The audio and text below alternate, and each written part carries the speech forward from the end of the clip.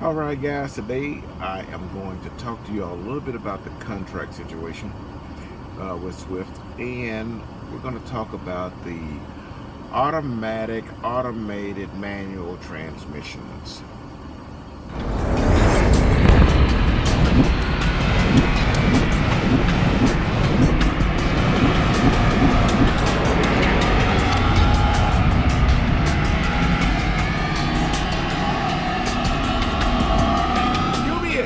Of the tubiest.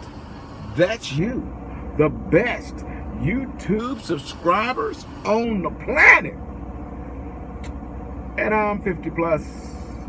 So I am still sitting here raggedy because I didn't go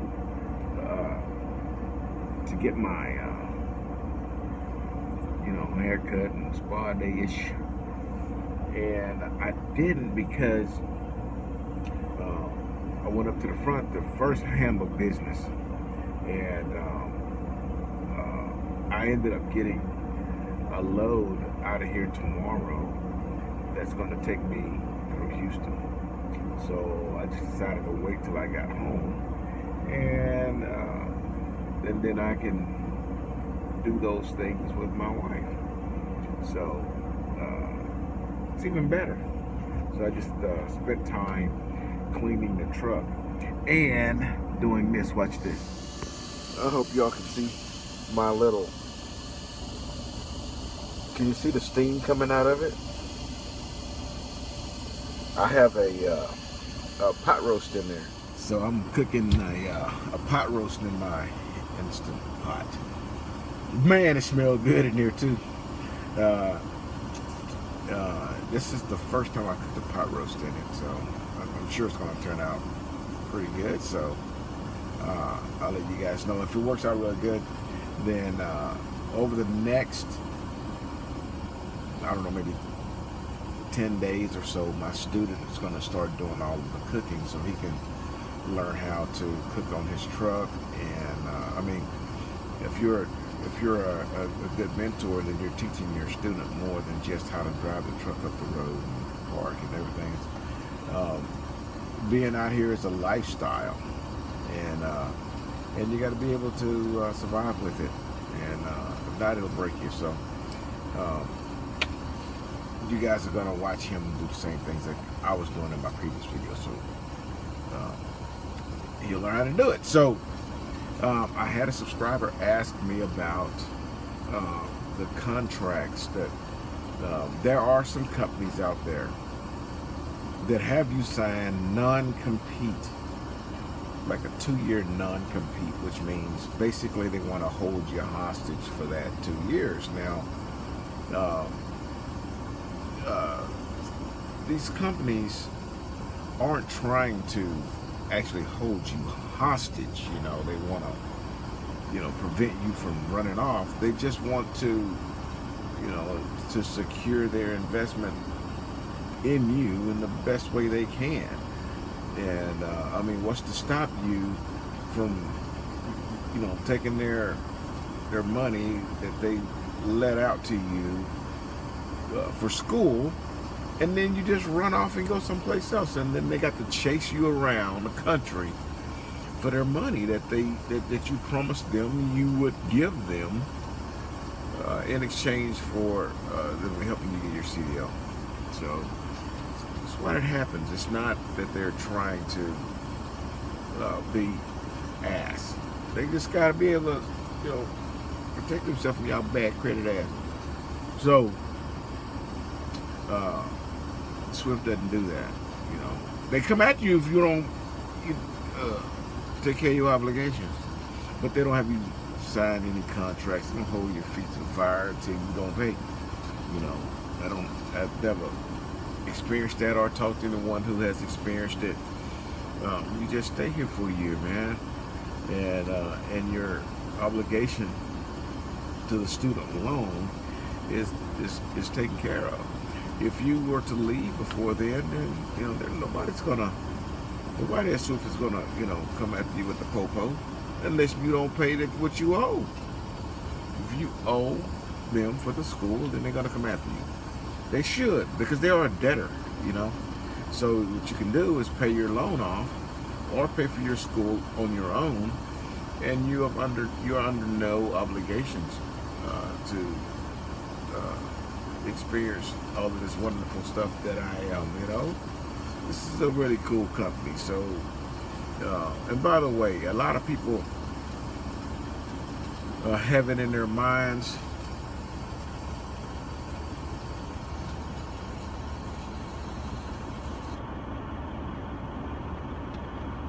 sorry about that.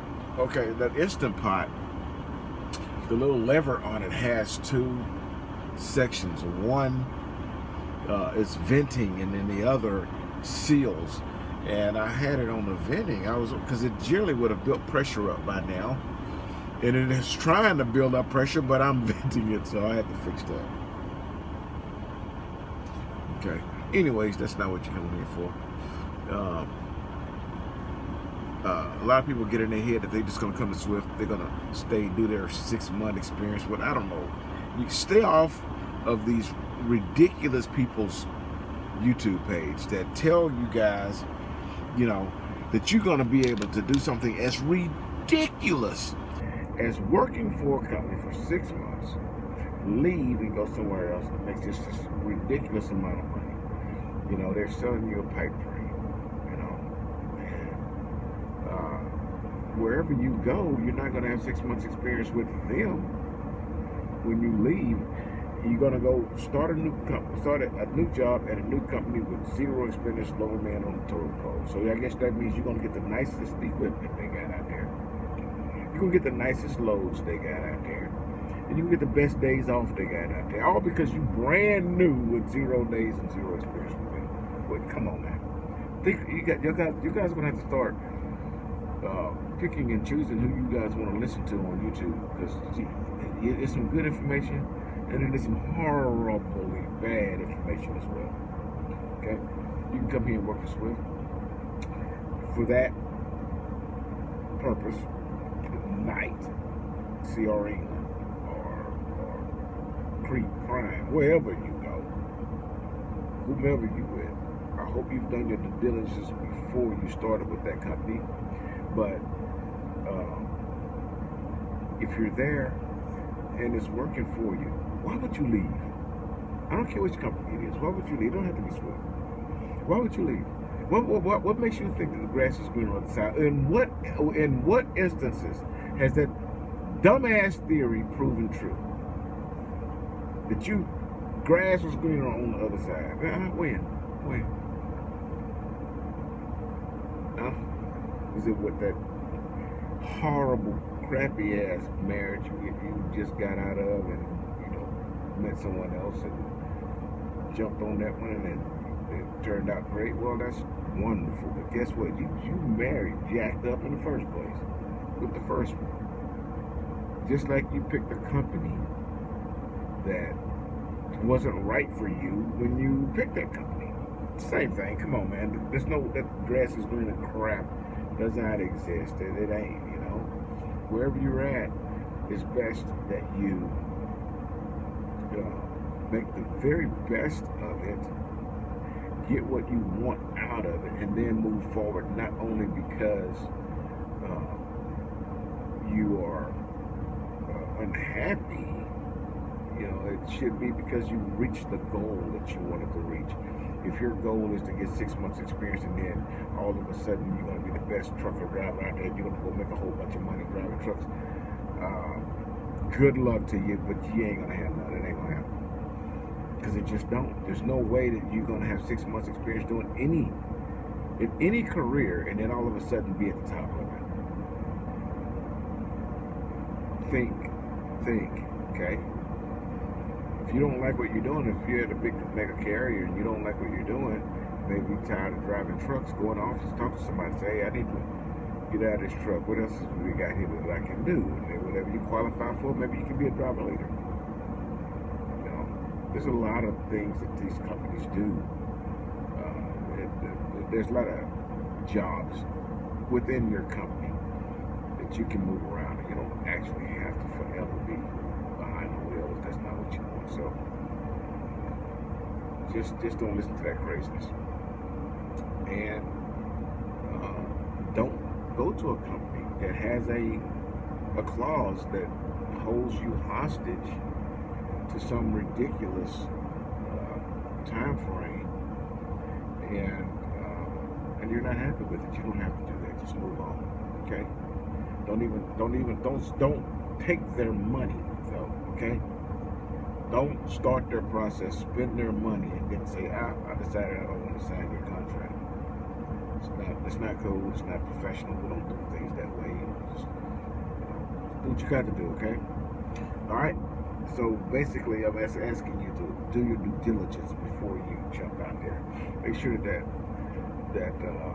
company is going to help you reach your end game. Now, earlier I talked to you guys about how the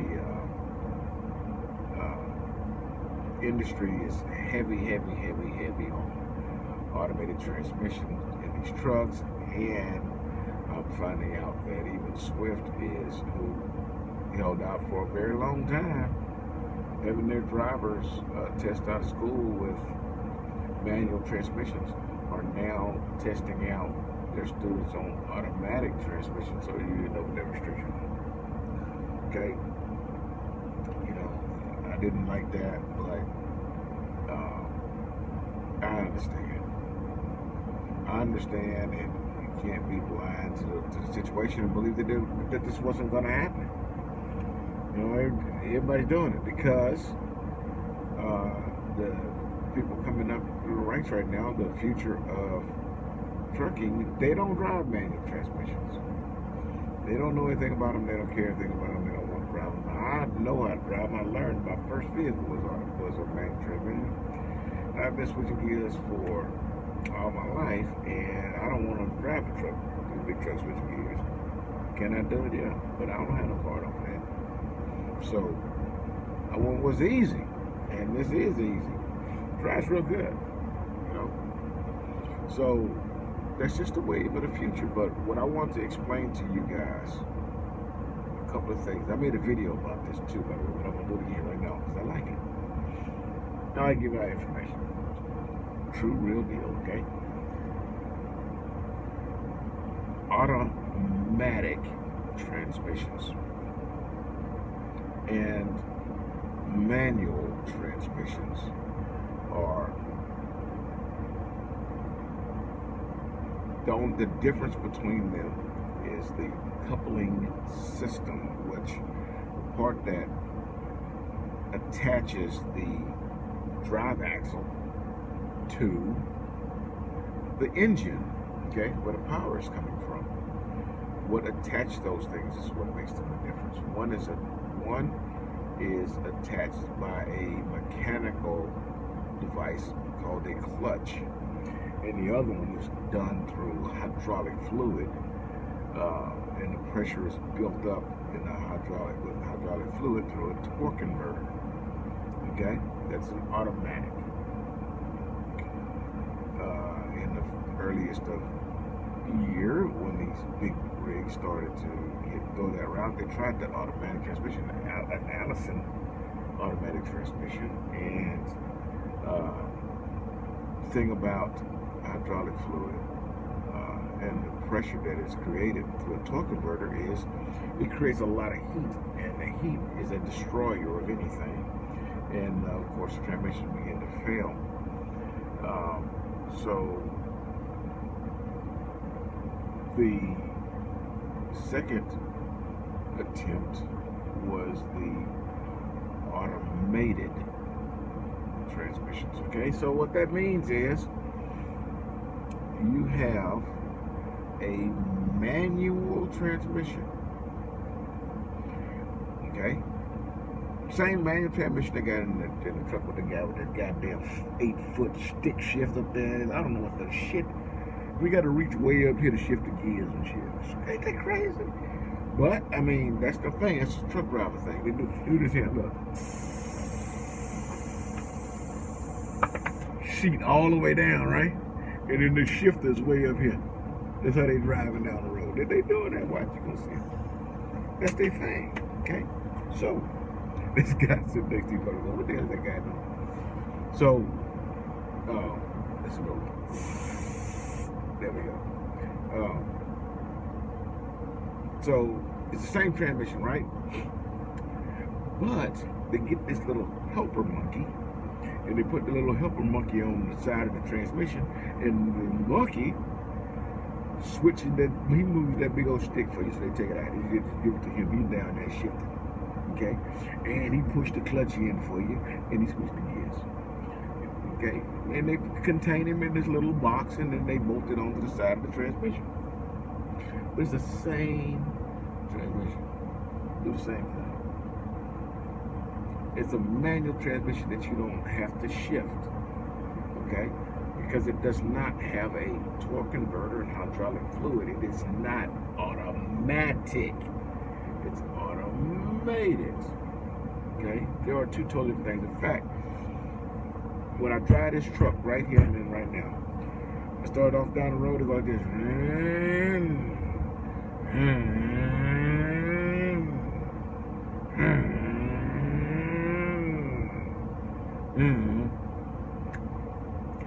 If I started moving my arm like the food with it, if I start moving my hand like this while I'm driving down the road, you wouldn't know if this was an automated transmission or a manual transmission. Only way you know it ain't because you don't see me moving the shifter. That's it. It's the same thing. When I get ready to slow this truck down, and this truck has a downshift, and vroom, click, click, that sound is the same sound you make when you downshift on the main transmission. The engine is revving down. You push the clutch in, and then you have to rev the engine up to shift to put it in a lower gear, and then release the clutch in the transmission's in a lower gear on a manual transmission. This truck does the exact same thing. The exact same thing, except I don't have to do it. The little monkey under there is doing it. The little monkey in the box on the side of the transmission. There is no difference. Now, the problem is the vast majority of the industry that has some age in this, been in it for a while, and they watched as automated or automatic transmissions came in, and it was against what they thought or they were used to, really. You know, there's no shifter there, and shifting is a part of trucking, and I honestly get that, okay? But they're too ignorant to realize it's the same thing. You can't even tell them it's the same thing. They go, oh, baby, that ain't the same thing. Yeah. Because they sniffing diesel, their brain is just fried. And it's closed to any new wisdom. You can't give them any new wisdom. You can't, because they don't want to have it. They don't want to accept it. Okay? But this is the Rookie channel, and you guys, your minds are not cluttered with and shut off to any new wisdom. You guys aren't there. Your minds are bright and open and ready to sponge up wisdom, and so be careful where you get it, and make sure that what you get the truth. Okay, what I'm telling you is the truth. Now, there's a device on the shifter, okay, that allows me to put this transmission in manual mode. So as I'm going down the mountain, I can choose what gear this transmission go in, just like if it was a manual transmission and I was pushing in the clutch and finding the gear I want, then descending down the grade, a mountainside or whatever. Okay? But I can do that same thing. This truck has a manual mode. I just tell it that it cannot choose the gears that it's going to go in, but I choose the gear that it goes in, and it stays in that gear. So no different. I just don't have a third pedal down there to push on. And it's a lot easier to drive, so in my opinion, it's a lot safer to drive, especially when you're learning, for sure. You know, how to get around curves and corners and backing into docks, and you know. By the way, I want to talk to y'all a little bit something about backing, okay? Everybody afraid of backing. Backing is nothing to it. Please don't let that craziness disturb you. I don't understand why so many people make such a big deal about backing. Is it the easiest part of this job? No, but how many goddamn miles you backing? Shit, you're gonna drive 500 miles a day, 1,500 miles to get to a destination, back 40 freaking feet. And everybody talking about, oh my God, backing, it sucks, I ain't really doing it, oh my God. You drive 1,500 miles. You only got to back 40 feet. What are you tripping on? Come on. It's nothing. It's nothing. You can get past all that. Plus, in an automatic transmission, you just put it in the B for backup, and then it's going to back up. And you just steer it in there. You get done, they're going to unload you, and you drop your trailer, put it in F, then go forward. It's easy. It's easy. So y'all come on out here and immerse the fuel. Y'all got some questions about this simple thing called a automated, not automatic. These cars don't use, these trucks don't use hydraulic fluid in the torque converter. That's what automatics use. Automated use the little helper monkey on the side. Okay. Look up on YouTube the Eaton 12-speed automated transmission. And Eaton's got a YouTube page, and it actually has an animation of that transmission, and you're gonna see that big mechanical helper monkey on the side of the same friggin' transmission. Don't let these fools tell you that there's something great. Just because you ain't shifting gears don't make you any less of a truck driver, okay? Sitting on your couch and not making the decision to come out here, that is what makes you not a truck driver, okay? Come on out here, burn some fuel with me, okay? At the end of the video, you're going to have Autumn's information. Give her a shout. If you guys have any questions that I can continue to ask for, this, in fact, I brought this up because I had a subscriber after my last video asked me about this. So I decided to make another one while I'm sitting here making my grub. Once it gets going real good, I'm going to go inside, take me a shower, come back in here, and by the time I'm ready, it's going to be done. When you're cooking big meat like that, a pot roast, take like half a day in your crock pot, man. It's like I set it for an hour on here. After the hour is over, I'm gonna check it and see if it's pulling apart. I bet it ain't gonna take longer than about an hour and 20 minutes at the most. Take all day in a crock pot. So get you one of these, okay? All right, guys. Deliver undistracted. Boop. Hey everybody, 50 Plus here. What do I do when my recruiter won't return my calls?